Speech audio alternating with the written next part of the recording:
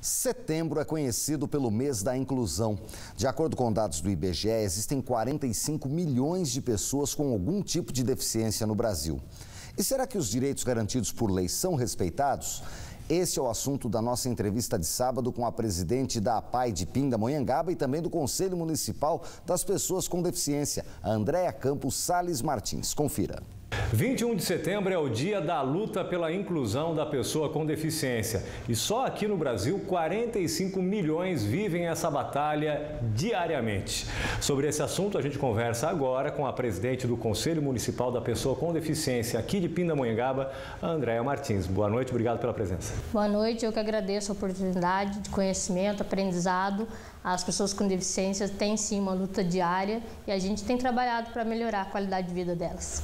Andréa, uma pesquisa realizada pelo Data Senado, que é um órgão ligado ao Senado Federal, constatou que nos últimos 3 anos aumentou o número de pessoas com algum tipo de deficiência no país, incluídas no mercado de trabalho, não é?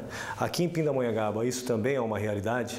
Sim, graças a Deus a gente tem enormes empresas e pessoas comprometidas na inclusão de pessoa com deficiência. A gente tem um grupo de pessoas que faz o cadastro da pessoa com deficiência, faz o treinamento, capacitação para que ela seja realmente incluída. A APAI, inclusive, é uma capacitadora de pessoas no mercado de trabalho. 26 mil pessoas têm algum tipo de deficiência aqui em Pindamonhangaba. Quais os principais desafios? Esse número não é exato, mas tem crescido muito porque o censo é de 2010. Porém, a gente não tem tido novas pesquisas para que se chegue no número exato. As pessoas com deficiência têm saído mais de casa, procurado trabalho. Eu acho que elas têm saído do casulo porque viu que a qualidade de vida pode ser melhorada se ela conhecer os seus direitos. E as pessoas no mercado de trabalho? Quando conseguem empregos, esses empregos são bons? Eu ainda não me sinto satisfeita nesse sentido, porque as pessoas com deficiência, elas sempre são colocadas no mercado de trabalho em cargos inferiores, não discriminando. Mas se você estuda, se você se capacita, eu acho que você tem que estar no nível de igualdade com uma pessoa dita normal.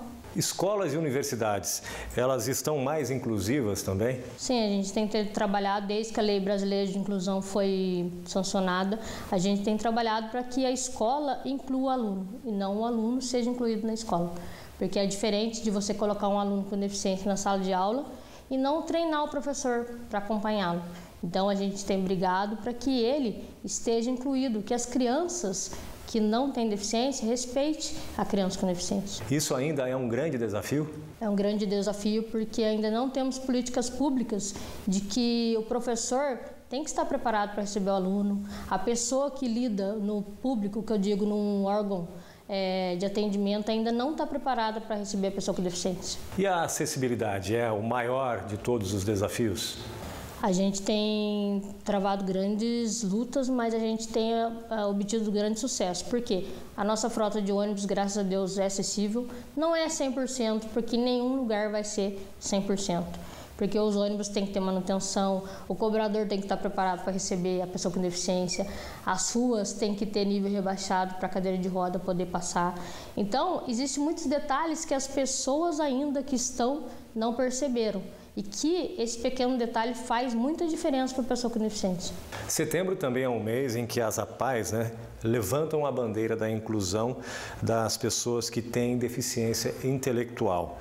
As dificuldades são as mesmas de quem tem deficiência física? Talvez as crianças com deficiência intelectual, pessoas com deficiência intelectual, tenham uma luta mais acirrada. Porque a deficiência intelectual a gente não consegue visualizar. Então, muitas vezes, você não é entendido nem compreendido. Mas a APAI, graças a Deus, tem buscado colocar a pessoa com deficiência em nível de igualdade com os demais. E como que tem sido esse trabalho? A gente faz cursos, a gente tem capacitações. Os professores, graças a Deus, os nossos professores de hoje estão trabalhando para incluir a criança com deficiência.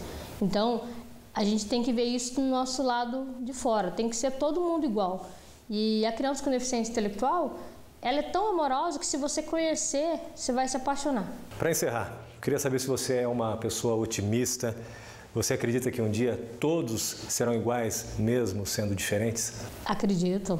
O otimismo é o que me motiva e a esperança de que o ser humano aprenda a conviver com o outro em nível de igualdade. Andréia, muito obrigado pela sua participação aqui na entrevista de sábado e a gente torce para que essa luta diária das pessoas com deficiência não seja em vão. Eu que agradeço o convite, muito obrigada, que Deus abençoe. Boa noite. Boa noite. Voltamos ao estúdio do Band Cidade. O tempo seco continua e os incêndios em mata também. Estas são imagens do fogo que atingiu ontem à noite o bairro de Baraqueçaba, em São Sebastião. Segundo os bombeiros, as chamas atingiram também uma plantação de eucalipto em uma área particular. Dê só uma olhada.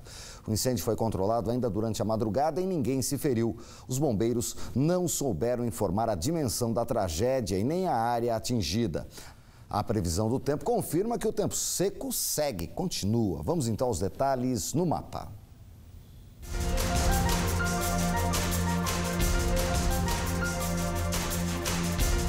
O domingo promete repetir o sábado, com muito sol e calor durante as tardes. As manhãs seguem mais frias. Na Mantiqueira, Campos do Jordão e São Bento do Sapucaí devem amanhecer com 6 graus, mas à tarde os termômetros chegam aos 25. No Vale do Paraíba, o dia vai amanhecer aberto. No Vale Histórico, Areias terá 10 graus no clarear deste domingo. À tarde, máximas de 27 graus em Redenção da Serra, 30 em Areias, 31 em Piquete e 32 graus em Pindamonhangaba. Litoral norte bom para praia. O sol predomina, com máximas de 27 graus em Ilhabela e Caraguatatuba. São José dos Campos terá variação amanhã de 13 a 21 graus. A semana seguirá com tardes quentes e muito sol. Ubatuba teve hoje 28 graus. Amanhã, os termômetros devem chegar aos 29, com poucas nuvens. Motoristas foram flagrados hoje na Via Dutra pisando fundo no acelerador. Eles passaram pelo radar na região de Cachoeira Paulista, dê só uma olhada, a mais de 180 km por hora. O limite é de 110. Foi aplicada a multa de R$ 880, mais 7 pontos na carteira de habilitação. No próximo bloco tem as dicas de lazer da nossa agenda cultural. Não saia daí, o Band Cidade volta em instantes, agora 7h07.